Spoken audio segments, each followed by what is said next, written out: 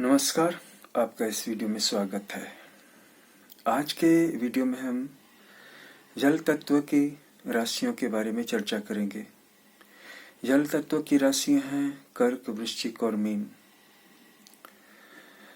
इन तीन राशि वालों की जन्म कुंडली में जब कोई बुरी महादशा शुरू होती है या बुरी अंतर्दशा शुरू होती है तो इनके लिए समय वाकई बहुत अधिक मुश्किल हो जाता है। जितना वह होता नहीं है उससे ज़्यादा ये भावनात्मक होने के कारण, सेंटिमेंटल होने के कारण अपने लिए और ज़्यादा कॉम्प्लिकेटेड कर लेते हैं। कर्क राशि का जातक जहाँ अपने आप को बहुत ज़्यादा तनाव से भर लेता है, वहीं वृश्चिक राशि वाला क्रोध और कुंठा का शिकार हो जाता है और वहीं मीन राशि वाला नकारात्मक भावनाओं का, हीन भावनाओं का और आत्महीनता का शिकार हो जाता है। उसकी अपने आप को लेकर के जो इमेज है वो इतनी गिर जाती है, इतनी कमजोर हो जाती है कि वो लोगों से मिलना जुलना भी छोड़ देता है। वृश्चिक राशि वालों के लिए दिक्कत ये होती है कि एक तरफ तो वो अंदर से असीम महत्वाकांक्षी होते हैं और वहीं अगर उनका समय खराब हो गया हो तो ये उनके लिए एक तरह से दोहरी विकट स्थिति बन जाती है। वो समझौता करना चाहते ही नहीं है और कर्क राशि वाले आत्मग्लानि और निराशा का शिकार हो जाते हैं, तनाव से भर जाते हैं। तनाव से वृश्चिक राशि वाले भी भर जाते हैं और वृश्चिक राशि वालों का तनाव आप उनके द्वारा बोले गए शब्दों में स्पष्ट रूप से परिलक्षित कर सकते हैं।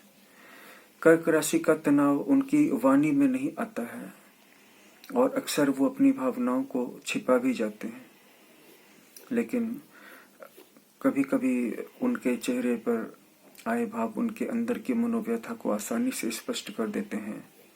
और मीन राशि वाला खुद ही अपने आप को गिरा लेता है और खुद ही स्पष्ट रूप से दिखा देता है।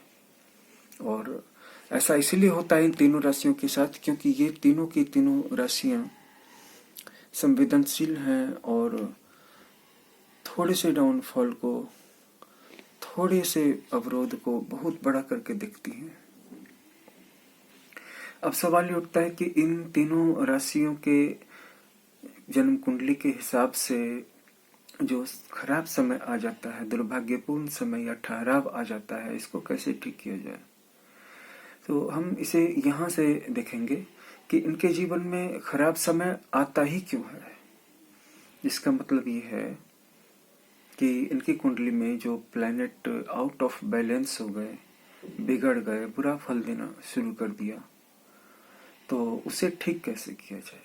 लेकिन यहाँ पर हम ये कहना चाह रहे हैं कि इनकी कुंडली में जो प्लैनेट्स हैं वो आउट ऑफ बैलेंस हुए ही क्यों। तो अगर इस विषय को समझ लें तो इनके लिए समस्याओं को दूर करना आसान हो जाएगा। सबसे पहले देखिए कि कर्क राशि, वृश्चिक राशि और मीन राशि, ये तीनों जातक हर चीज को सेपरेट करके देखते हैं। खास करके ये तो मेरा नहीं है या इतना मेरा है, ये मेरा नहीं है, ये उसका है। तो अगर इनके सामने अगर कोई और जातक तरक्की कर गया, आर्थिक रूप से आगे बढ़ गया, कोई नई चीज खरीद ली, जेवरात खरीद ले, ज्वेलरी खरीद ली, कार खरीद लिया, पैसा कमा लिया, तो इनके लिए जो स्थिति है वो 10 गुना डिफिकल्ट हो जाती है। और तीनों की तीनों जलन, आत्म प्रभाव और कुंठा का शिकार हो जाते हैं।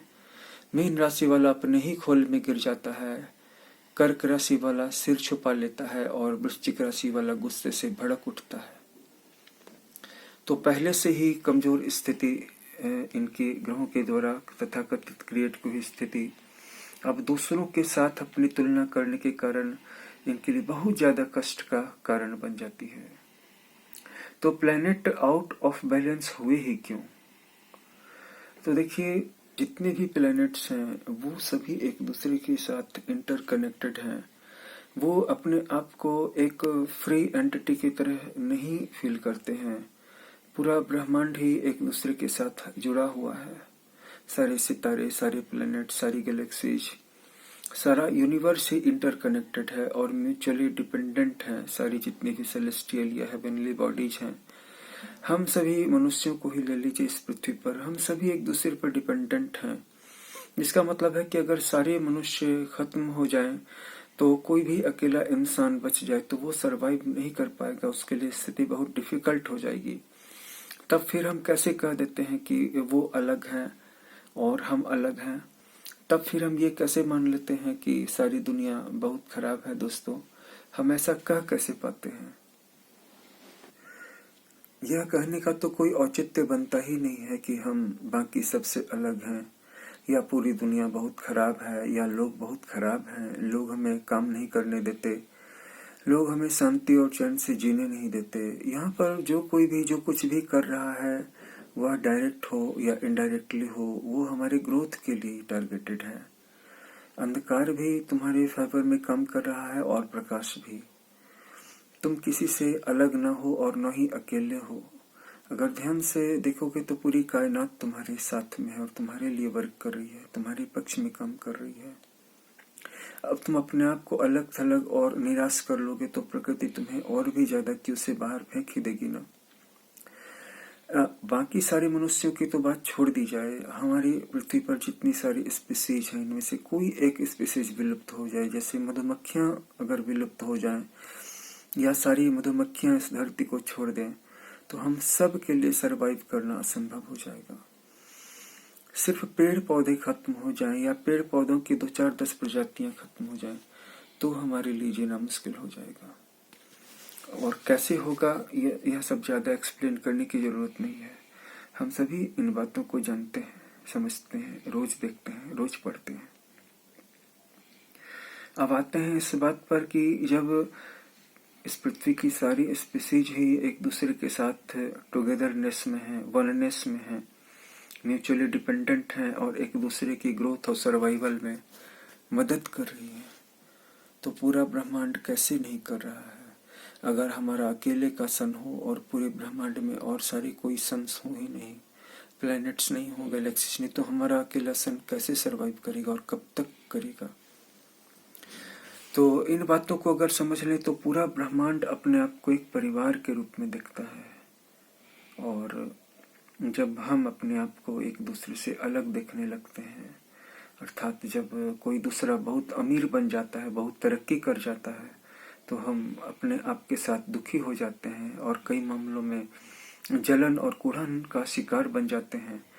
दूसरों की तरक्की करते देख करके हमें वैसी खुशी नहीं होती है, जबकि होना यह चाहिए था कि दूसरों को तरक्की करते देख करके हमें और ज्यादा खुशी होनी चाहिए थी कि चलो अब यह भी अच्छा रहेगा, अच्छा जीवन जिएगा और वह सब कुछ कर सकेगा जो ये करना चाहता था।